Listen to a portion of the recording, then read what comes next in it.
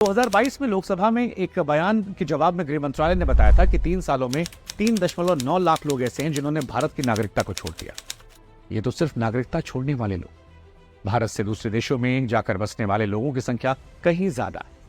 अब देश छोड़कर बाहर जाने वालों में हाई नेट वर्थ इंडिविजुअल जो है वो काफी अमीर लोग होते हैं। रूस और चीन 2 पर है, फर्स्ट एंड सेकंड पर, उसके बाद थर्ड पर हम है। रूस इसलिए है क्योंकि वहां पर यूक्रेन और रूस की जंग हो रही है, काफी उथल पुथल है। वहां पर चीन की बात की जाए तो व्यक्तिगत आजादी जो है नहीं मिलती है और इस वजह से वहां ट्रेंड है। लेकिन भारत में भी लोगों में अब विदेशों में बसने का ट्रेंड आ गया है और इसकी मुख्य वजह शायद बुनियादी हेल्थ एजुकेशन फैसिलिटीज और कुछ हद तक ये जो धार्मिक उन्माद है, ये भी एक बड़ी वजह आप कह सकते हैं। लेबनान एक ऐसा देश है जो एक समय अपनी इकोनॉमिक प्रॉस्पेरिटी और कल्चरल डाइवर्सिटी की वजह से स्विट्जरलैंड ऑफ मिडिल ईस्ट कहा जाता। लेबनान की जो राजधानी है बेरूत, वो काफी ज्यादा विकसित शहर मानी जाती थी समय के हिसाब से। बेरूत एक वक्त में इतना अधिक एलिट यानी कि संभ्रांत वर्ग वाला सुंदर शहर था कि आसपास के तमाम देशों के लिए फाइनेंस और ट्रेड का हब। उस वक्त लेबनान की जो इकोनॉमी है वो पूरे रीजन में सबसे ज्यादा डेवलप थी। बेरूत अपने टूरिज्म के लिए दुनिया भर में मशहूर था, दुनिया भर से लोग यहाँ जाते थे। लेकिन उसके बाद लेबनान की सत्ता पर नियंत्रण बनाने के लिए कई मुस्लिम और ईसाई समुदाय के बीच में संघर्ष छिड़ा। 70 के दशक में वहां पर गृह युद्ध जैसा दौर जो था वो देखने को मिला और उसके बाद ये देश बर्बाद होने की कगार पर। इसके बाद लेबनान में इकोनॉमिक क्राइसिस का दौर जो था वो तेज हो गया। लेबनान आज आर्थिक बदहाली का शिकार है। देश की मौजूदा आर्थिक स्थिति धीरे धीरे खराब होती जा रही है। करेंसी की कीमत में भारी गिरावट दर्शी गई है। क्या शाहरुख खान की जवान गदर से पठान को बचाएगी? यार देखिए कितनी बढ़िया राइमिंग हमने की, एक बार राइमिंग के लिए भी तालियां हो जाए। हाँ, मतलब शाहरुख खान को हमने गदर से जोड़ा, गदर को हमने पठान से जोड़ा, पठान को मिलाकर हमने सब घेरा। लेकिन ये इतनी बुद्धि, इतनी कलाकारी हम इसलिए लगा पाए हैं क्योंकि सनी देओल जी की फिल्म जो गदर 2 है भैया, वो गदर मचा रही है यार। मतलब किसी को एक्सपेक्ट नहीं था कि वो इतना ज्यादा पैसा कमा सकती है। और रक्षाबंधन के दिन हमको लगता है कि सारे भाई हमको छोड़ के बाकी जितने भी थे वो गए जब राखी बंधवाने, तो अपनी बहनों गदर देखने उठा ले गए। हाँ, मतलब तभी तो इतना पैसा कमाई है। तो ड्रीम गर्ल दिखाया या गदर दिखाया? ड्रीम गर्ल क्यों दिखाएंगे?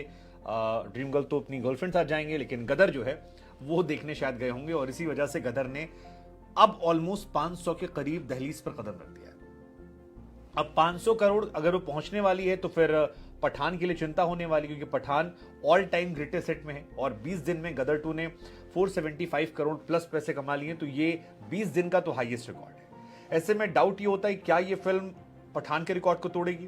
वेल, पठान का रिकॉर्ड टूट जाता, लेकिन बीच में शाहरुख खान आ रहे हैं। शाहरुख खान 7 सितंबर को उनकी फिल्म लेकर आ रहे हैं जवान, और जवान को लेकर भी उतना ही हाइप है जितना गदर या फिर उससे पहले पठान को लेकर था। तो अगर शाहरुख खान की फिल्म में दमखम आता है या नहीं भी आता है तो उसका डायरेक्ट बिजनेस पर असर गदर के पड़ेगा।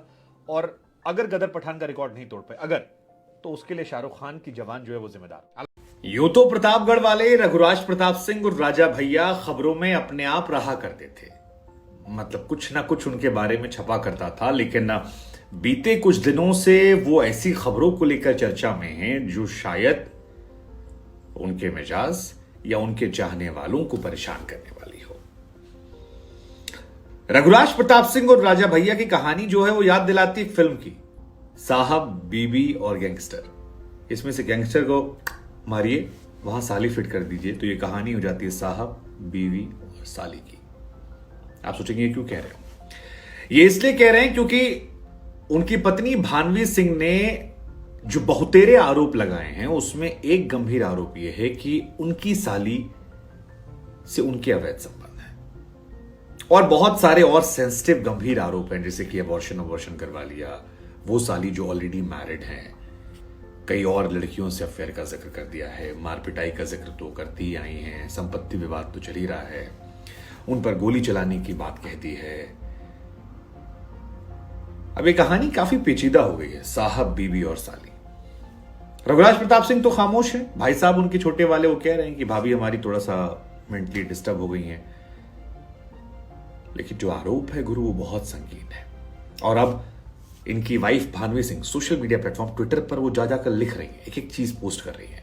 मतलब वो प्रतापगढ़, वो कुंडा जिसके बारे में कहा जाता था कि रघुराज प्रताप सिंह की मर्जी के बगैर यहां पत्ता नहीं हिलता, वहां पर अब काफी कुछ हो रहा है।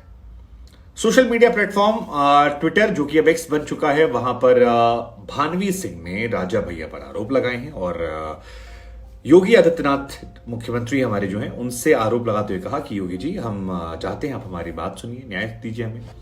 वो पोस्ट करती हैं कि आदरणीय योगी जी, मैं भानवी सिंह हूं और मैं राजा भैया की पत्नी लगातार गुहार कर रही हूं कि मेरे साथ न्याय किया जाए। मैंने लखनऊ में जाकर शिकायत दर्ज करवाई, लेकिन लखनऊ पुलिस मेरी शिकायत दर्ज नहीं करवा पा रही है। उधर रघुराज प्रताप सिंह की शह पर वो जो मेरी छोटी बहन है साध्वी सिंह, उनको लेकर मेरे खिलाफ उल्टा तहरीर दे दी गई है। ये वही बहन है जिसने मेरा घर तोड़ा है और उन्हीं बहन को लेकर अवैध संबंधों का जिक्र जो है उन्होंने किया है। कुछ कागजात जो हैं वो भी यहाँ पर शेयर कर दिए गए हैं और ये कहा कि ये और एक अक्षय गोपाल करके व्यक्ति हैं जो फर्म और तमाम संपत्तियों पर जालसाजी के जरिए कब्जा करते हैं। वो कहती हैं कि मेरी बहन जो है उनके अवैध संबंध हैं और वही मेरे बच्चों की परवरिश पर भी असर डाल रही है। मेरे परिवार से मुझे दूर कर दिया गया है। 2020 के बाद से मुझे एंट्री नहीं दी जा रही है। उधर साध्वी सिंह जो है उन्होंने उल्टा जब इन पर केस किया तो कहा कि एक कोई निजी चैनल का रिपोर्टर है और ये इन दोनों की मिली भगत से उनकी इमेज को डेंट किया गया है। बीवी कह रही है कि साली को राजा भैया ने कहा उल्टा केस कर। अब हैरानी ये कि ये सब शादीशुदा लोग हैं। आप साध्वी सिंह की बात कर लीजिए, उनके बच्चे हैं। आप भानवी सिंह की बात कर लीजिए, उनके बच्चे हैं। रघुराज प्रताप सिंह तो शादीशुदा हैं ही और उनकी बहुत सारी तस्वीरें भी आती हैं अपने बच्चों से लाड प्यार करते हुए। लेकिन साध्वी सिंह भी अब मोर्चा खोल चुकी हैं। हजरतगंज थाने में एक FIR उन्होंने दर्ज करवाई है और कहा है कि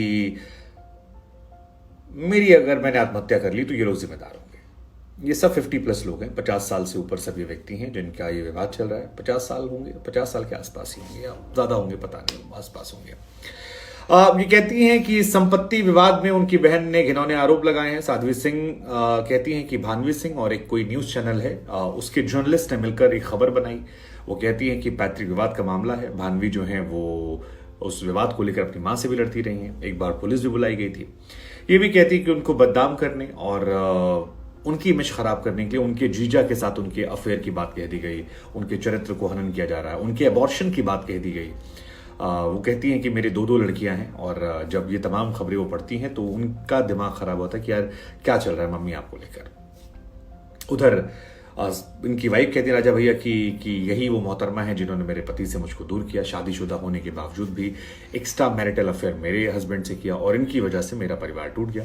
हालांकि साध्वी सिंह ये भी कह रही थी हाल फिलहाल में कि मैं डिवोर्स नहीं दूंगी, डिवोर्स नहीं देना मुझे मेरी फैमिली नहीं तोड़नी है, मेरे हस्बैंड का अवैध संबंध है, मार पिटाई करते हैं, इट्स ओके, बट मैं डिवोर्स नहीं देने। दरअसल जो 4 दीवारी के अंदर की बातें हैं वो खुलकर बाहर आ रही है। साहब भी यंगस्टर में भी ये दिखाया गया था कि कैसे बड़े बड़े लोगों की बड़ी बड़ी कोठियों में बहुत सारी बातें होती हैं जो कोठियों की 4 दीवारी से बाहर नहीं होती, निकलती हैं, लेकिन अंदर काफी कुछ होता रहता है। उसी में अब बातें बाहर आई। भानवी सिंह बाहर आकर कहती हैं कि रघुराज प्रताप सिंह को तलाक नहीं देने वाली हैं। वो कहती हैं कि उनके लिए उनकी फैमिली इंपॉर्टेंट है, परिवार के साथ हमेशा रहेंगी।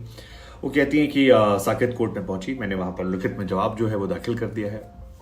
राजा भैया मारपीट करते हैं, ये उनका आरोप है, जस्टिफाई करना तो कोर्ट का काम है। वो कहती है मुझे जो कोर्ट में कहना था मैंने कह दिया और मैं अलग नहीं होने वाली हूं। 2022 नवंबर का महीना जब दिल्ली के साकेत कोर्ट में तलाक के लिए अर्जी दाखिल हुई थी और उसी के बाद से ये मामला चल रहा था। शुरुआत में क्रूरता के आधार पर तलाक मांगा था, ससुराल वालों पर आरोप लगाया था कि घर छोड़ दिया है। भानवी सिंह ने राजा भैया पर आरोप लगाए थे कि मार पिटाई करवाई है, मारते पीटते हैं, 2020 से घर आने से मना कर रखा है। वो कहती हैं कंपनी में हेराफेरी कर दी, पैसा वैसा लिया है। एक किसी महिला पत्रकार का भी जिक्र होता है कि एक बार गोली चलाई थी उन पर, वो बाल बाल बच गई और तमाम चीजें थी जो उनको लेकर आरोप लगते हैं कि महिला पत्रकार को वीडियो कॉल को लेकर विवाद हुआ था। कोई फीमेल जर्नलिस्ट है जिसको लेकर महंगे महंगे गिफ्ट जो हैं वो दिए जाते हैं। अब ये सारी कहानी तब है कि जब 1995 में इनकी शादी होती है, 4 बच्चे होते हैं और 25 साल की उम्र में शादी हुई थी। क्या कहानी भगवान जाने, लेकिन जो है वो अच्छी, और अच्छी इसलिए नहीं क्योंकि दोनों के 4 बच्चे हैं। मतलब बच्चों का सोचने से जितना इन लोगों ने हंगामा कर रखा है, और 4 बच्चे हैं। हालांकि इनकी वाइफ जो है कुछ समय से दिल्ली में रहती हैं। राजा भैया खामोश हैं, वो नहीं बोलते हैं, लेकिन उनके भाई जो हैं वो अब कहने लगे हैं और उनकी तरफ से बातें निकल कर आई। अक्षय प्रताप सिंह जो कहते हैं कि जितने भी आरोप हैं वो सारे फर्जी हैं, मेरी भाभी की जो मेंटल स्टेट है वो सही नहीं है। और MLC हैं अक्षय प्रताप सिंह, कहते हैं कि जिन लोगों ने राजा भैया पर आरोप लगाए हैं वो जानते हैं कि राजा भैया का निशाना बड़ा अच्छा है। अगर गोली चलाई थी तो फिर लगी क्यों नहीं, उनका तो निशाना 1 नंबर का है। सारे आरोप जोड़ते हैं भाभी मेंटली फिट नहीं है, इस वजह से डिवोर्स की स्थिति आ गई है।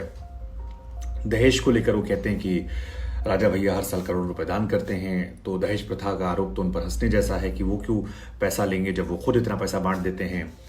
भानवी सिंह अपनी मॉम के साथ भी मार पिटाई करती हैं।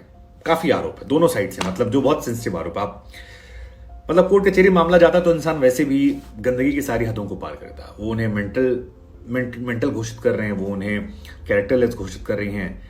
लेकिन फिर कहानी वही है कि जिन राजा भैया का रसूख, जिन राजा भैया का सिक्का उछलता था, वो कहते थे कि यार, मतलब कई तरह के, कई लोग पॉजिटिव वाले बोलते थे कि यार रसूख है भैया का ऐसा कि मतलब कोई कुछ कर नहीं सकता। जो विरोधी थे कहते हैं कुंडा के गुंडा है। लेकिन अब जो बातें हैं वो शायद उन्हें भी बेचैन कर रही हो। हमें लगा आपसे पूछते हैं क्या सोचते हैं आप लोग इस पूरे विवाद। मंजिलें उनको मिलती हैं जिनके सपनों में जान होती है, पंखों से कुछ नहीं होता, हौसलों से उड़ान होती है। 75 बार आप लोग को सिखाएं, लेकिन आप में से 75 आदमी कम से कम मिल जाएंगे जो रोते गाते मिलेंगे, सर हमारी किस्मत, हाय रे किस्मत, हम नहीं कर पाते सर, हमारे घर वाले, हमारी कंडीशन नहीं होता ये सब रोना गाना। जिसको करना होता है ना बाबू, वो मौका निकाल लेता है, समय निकाल लेता है, जरिया ढूंढ लेता है, वो जिंदगी में उखाड़ लेता है। और ऐसा ही कुछ करके दिखाया है पीसीएसजे में निशी ने। कानपुर की रहने वाली है, पिताजी जो है वो पान की दुकान चलाते हैं, लेकिन पान की दुकान चलाने के बावजूद इन्होंने पीसीएसजे में टॉप किया। घर में 2 भाई बहन और भी हैं जो आईआईटी से इंजीनियरिंग कर रहे हैं और कमाल के हैं। पिताजी भी खुश हैं। पहला अटेम्प्ट जो था वो नहीं क्लियर हुआ था, राजस्थान से शायद गई थी, मध्य प्रदेश राजस्थान 1 नंबर से चूक गई थी, लेकिन अब की बार टॉप कर गई है। हमको लगा आपको बताएं, प्रेरणा लीजिए। हालांकि फिर हमको याद है कानपुर में तो पान बहुत लोग खाते हैं, तो क्या वाकई में आर्थिक गरीबी होगी? पता नहीं, हमको पूछ रहे थे, बताइए। अजी सुनती हो, ये चाय पी लो और समोसा रखा है खा लो। हाँ, ऐसा ही कुछ राजस्थान के धौलपुर में एक शख्स ने अपनी पत्नी से कहा था, जिसके बाद मैडम इतनी नाराज हुई कि चाय और समोसा छोड़ो, जहर फांक ली, मर गई।